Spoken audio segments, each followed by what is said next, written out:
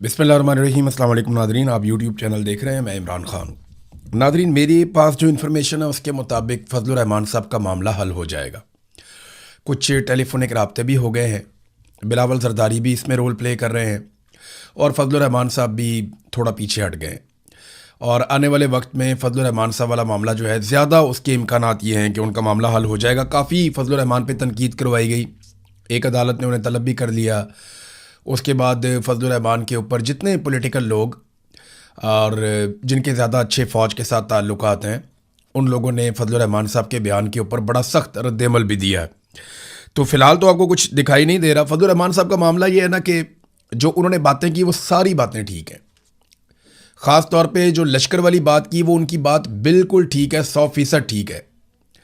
लेकिन जहाँ वो कमज़ोर जुमला बोल गए या जहाँ उनसे गलती हुई, वो जोशे खिताबत के अंदर ये भी कह गए कि जनाब तनख्वाह लेके शहीद होते हैं तो हम पे एहसान ना डालें। ये कमज़ोर जुमला ये नहीं करना चाहिए था। देखें, कोई तनख्वाह लेके तो नहीं ना, कोई वो शहादत शहीद के लिए तो आप उसको इज़्ज़त करते हैं ना।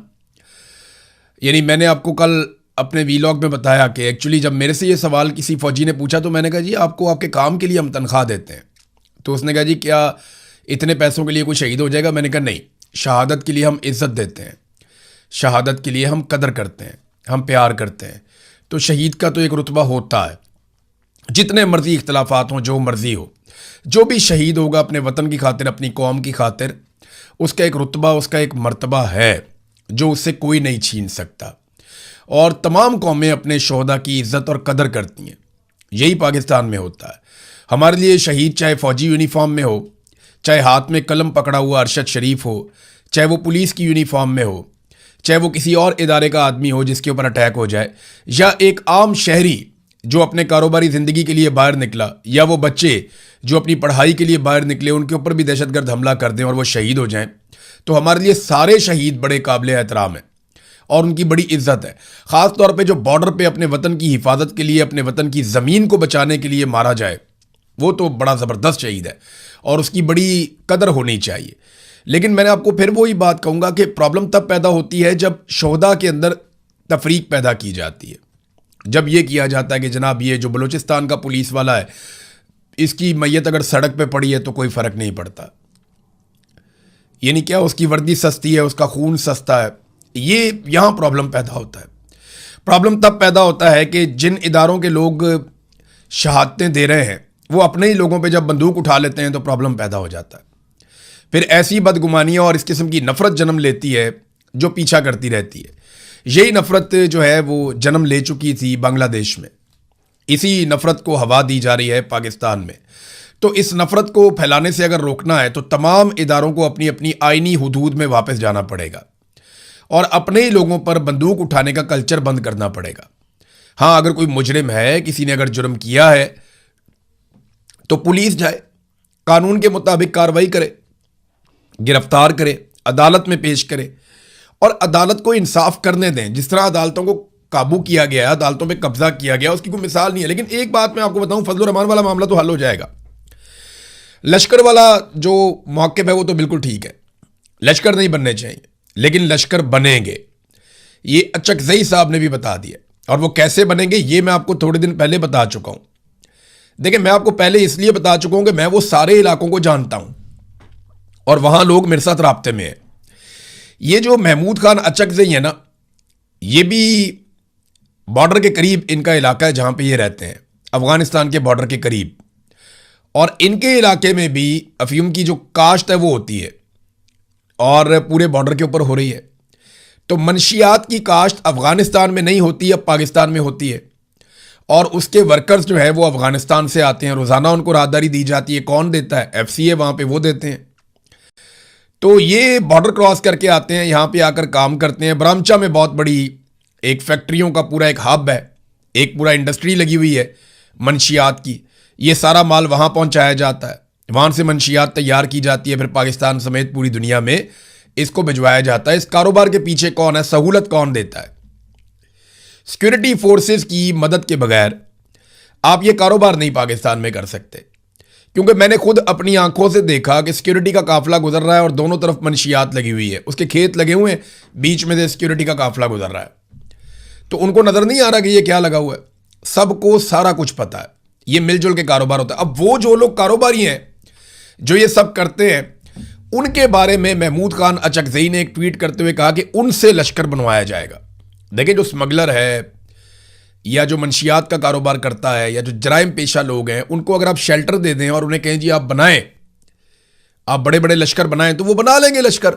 उन्हें क्या फर्क पड़ता है, उनको ज्यादा बंदूकें मिल जाएंगी, ज्यादा गाड़ियां मिल जाएंगी, ज्यादा फ्री हैंड मिल जाएगा, वो अपना काम भी करते रहेंगे।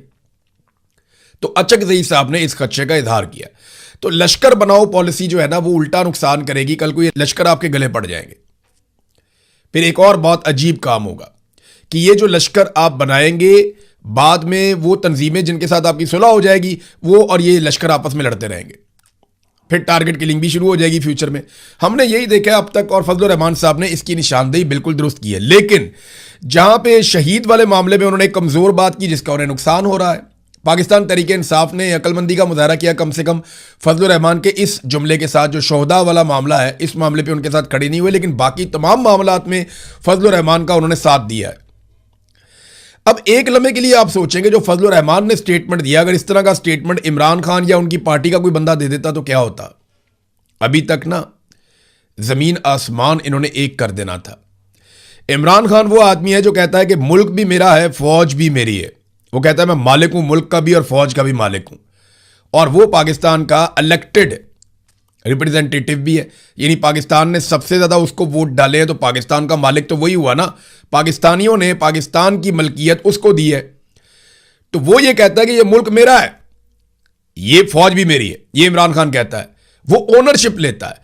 उसको जेल के अंदर डाला हुआ, उसको सजा देना है। लेकिन फजलुर रहमान साहब ने जो किया, उसके बाद आप देखिएगा कितने आराम से सुलह हो जाएगी। उसकी एक वजह है, इमरान खान ने ना मिलिट्री एस्टेब्लिशमेंट का इक्तदार चैलेंज कर दिया।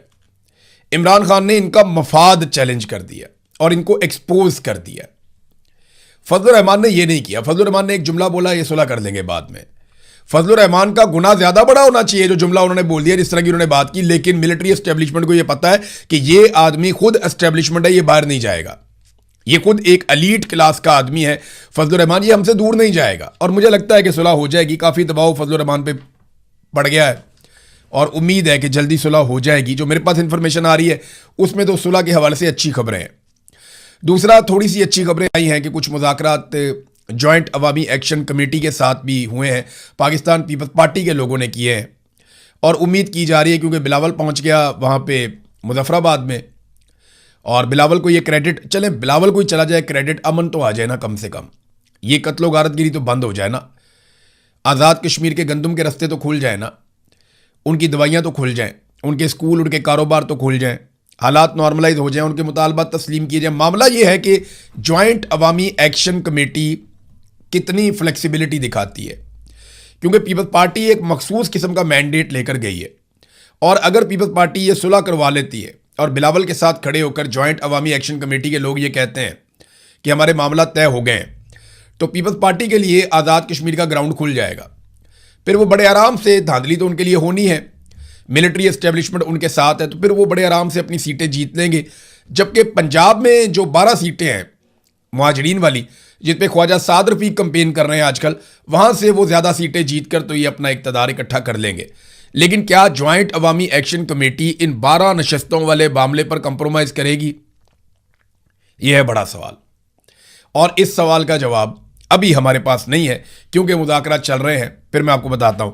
सुहेल अफरीदी साहब ने नाज़रीन तकरीर करते हुए कुछ जुमले बोले हैं, मैं चाहता हूं वो जुमले मैं आपको सुनवाऊं ताकि आपको आइडिया हो कि सुहेल अफरीदी साहब ने ड्रोन हमलों के सामने किस तरीके से सरेंडर किया है। ये सामने पुलिस वाले बैठे हैं, सुहेल अफरीदी खिताब कर रहे हैं, जरा ये आप सुनिए, बेबसी का इजहार आप सुनिए। उनके खिलाफ जिनकी गलती की वजह से मिस इन्फॉर्मेशन होती है, झूठ बोला जाता है कि यहां पर दहशतगर्द है, इसी वजह से मासूम लोगों की शहादतें होती हैं।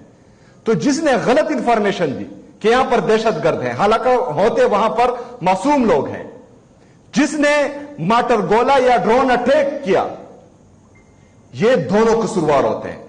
इनके खिलाफ एफआईआर भी होनी चाहिए और इनके खिलाफ कानूनी कार्रवाई भी होनी चाहिए। लेकिन कौन करेगा?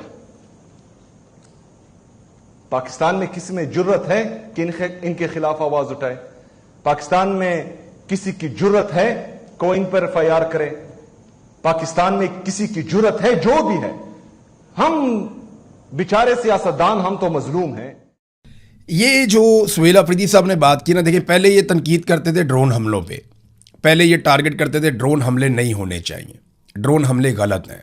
अब वो अपनी तनकीद को मोड़ कर ले आए हैं कि ड्रोन हमलों के लिए जो लोग इन्फॉर्मेशन देते हैं वो लोग गलत हैं। पहले कहते थे ड्रोन हमले पे एफआईआर होनी चाहिए, अब वो कहते हैं कि जो ड्रोन हमलों के लिए गलत इन्फॉर्मेशन देते हैं उनके ऊपर एफआईआर होनी चाहिए। तो क्या कोई उनके ऊपर एफआईआर करेगा? किसी में हिम्मत है? यानी ड्रोन हमले पे एफआईआर देना तो बहुत दूर की बात है। जब ये साहब आए थे सुहेल अफरीदी साहब और उन्होंने कहा था कि ये वज़ीर आला बनने के बाद ड्रोन हमले रुकवाएंगे, और इनका दावा था कि ड्रोन हमलों के ऊपर एफआईआर भी होंगी, इनके सारे लोग भी यही कह रहे थे, तो उस वक्त हमें लग रहा था कि शायद ये कर पाएं, लेकिन एक भी एफआईआर ड्रोन हमले के खिलाफ नहीं कर पाए। अब वो बेबसी का इजहार कर रहे हैं कि ड्रोन हमले तो अपनी जगह, जो बंदा गलत इंफॉर्मेशन देता है जिसकी बुनियाद के ऊपर मासूम लोग मारे जाते हैं, इंफॉर्मेशन देने वाले पर भी एफआईआर देने की जुर्रत नहीं है, हिम्मत नहीं है। तो ये एक लेवल का